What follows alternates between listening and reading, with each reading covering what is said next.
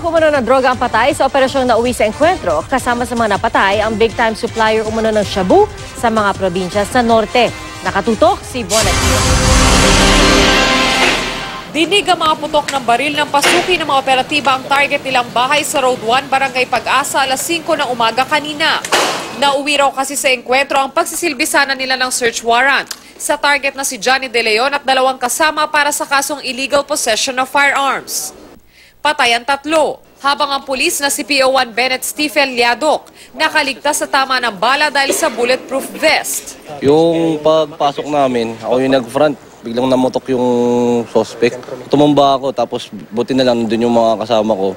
Naka-responde ka agad para sa makabawi ng putok. Kasama ng Quezon City Police sa operasyon ng pulisya ng Region 2. High-value target daw kasi si De Leon, na big-time supplier umano ng shabu sa Cagayan, Isabela, Quirino at Nueva Vizcaya. Palipat-lipat umano ng bahay si De Leon hanggang matunton sa Quezon City. Based on our surveillance, nakita natin yung kanyang mga yung baril na patiri sa kanya, and also meron kasi siyang registered firearm na expired na. Nagkaroon lang siya ng takot sa atin nung nilaunch natin yung war on drugs, kaya nagpalamig siya initially sa New Baicia and then pumunta dito sa Quezon City.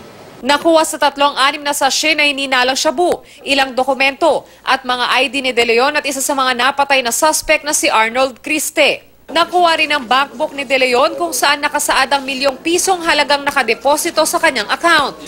Ayon sa mga pulis, iimbestigahan nila kung nakapag-supply na ng illegal na droga ang suspect na si De Leon. Iimbestigahan din nila kung ang laman ng bank account ng suspect ay may kinalaman sa mga transaksyon niya sa droga. Von Aquino, Nakatutok, 24 Oras.